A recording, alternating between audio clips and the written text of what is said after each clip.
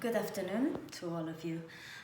As you know, we are not able to go to school these days because of the COVID-19 virus, but we have decided to try and come closer to you by preparing a lesson, a video on modern poetry. And the material has obviously been prepared by all your English teachers, and I will try to present it to you today with my little board, which might be useful to us to write down some keywords.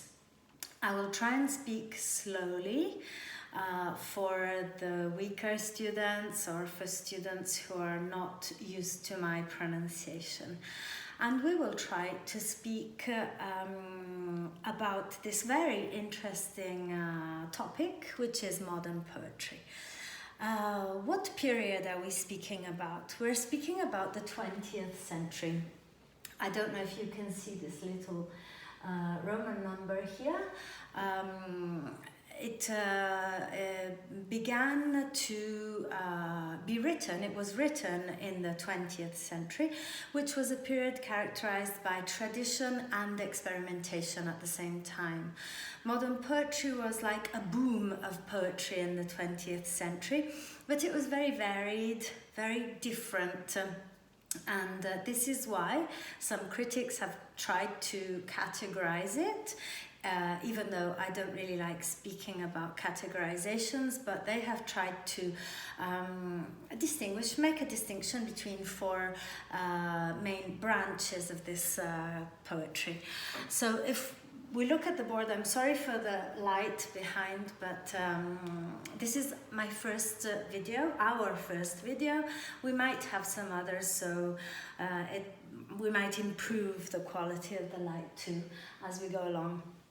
Anyway, going back to our modern poetry, as you can see, it has been divided into Georgian poets, war poets, symbolist poets, and Imagist poets. Georgian poets were the most traditional of all the poets. They loved some of the features and maintained some of the features typical of Romanticism, like, for example, English landscapes, countryside, etc. They also maintained a convention of diction, and they represented the most traditional part of the poets that were writing and producing in this period, in this historical period. As for the war poets,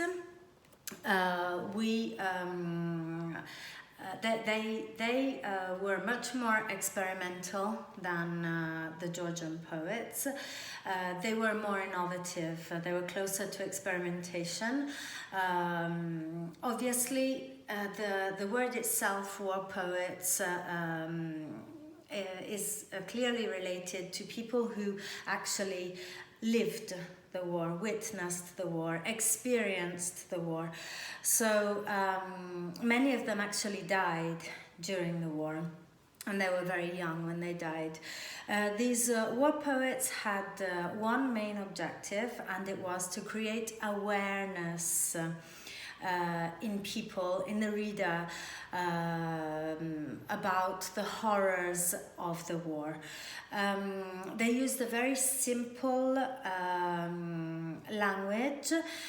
They used a language which was everyday language, but at the same time it was extremely violent, extremely direct. The poems were normally also not particularly long. One of the most important representatives of war poets was Brooke, who was actually also a Georgian poet. You can then see that another category of poets is called Imagist poets. The term Imagism was coined by Ezra Pound. an American writer. He actually coined the term, and these poets described any everyday object. They selected any everyday object, and the poem was focused on the object itself. As I said, Ezra Pound coined this kind of poem, which presented clear images and very harsh images at times. So Imagist poets were also experimental poets. But the category that we will focus on the most is the category of symbolist poets. Mainly because this year we will be studying T.S.Eliot, who was one of the most important, perhaps the most important, we can say, representative of symbolism, and perhaps also one of the most important and greatest poets of the 20th century. He was extremely innovative. His poetry is truly experimental, and we will now have a look at why he was so innovative. Symbolist. If you think about the word symbolism, I am sure that many of you will think about a famous French writer. His name is, I'm sure you have already guessed, Baudelaire. These poets, the symbolist poets in the 20th century, were strongly inspired by Baudelaire's symbolism. The style was characterized by a number of innovations. First of all, the use of symbols, obviously, and the use of indirect rather than direct statements. What does that mean? That the poet did not directly state his thoughts, his feelings, his emotion, but the reader began to play an extremely important role in the interpretation of the poem itself. Together with this use of indirect statements, the use of allusive language and of a multiple association of words was also typical of symbolist poems and symbolist poets. What does allusive language mean? It means a language that is not explicit.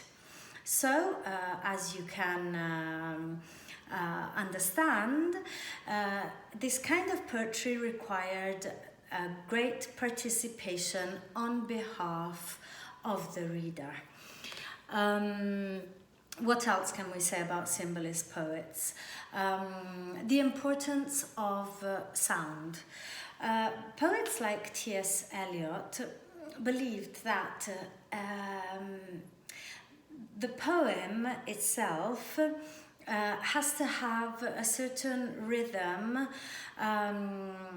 and has to reach the person who is perhaps listening to it, even if the person does not understand or speak the language.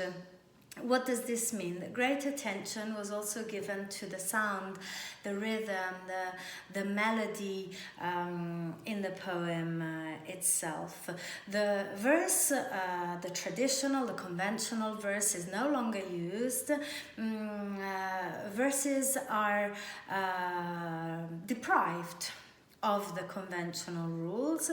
This is why sometimes in modern poems, you might find one line which is particularly long and another one which is very short. So the poems change in content, but they also change in their form. So it is the reader's task to bring meaning to the poetry itself and to the poem itself. What else can we say about symbolist poetry? that, as we said, T.S.Eliot was one of the most important representatives of this poetry, and that we will speak about T.S.Eliot in a separate video. That way you can, if you like, watch the video again and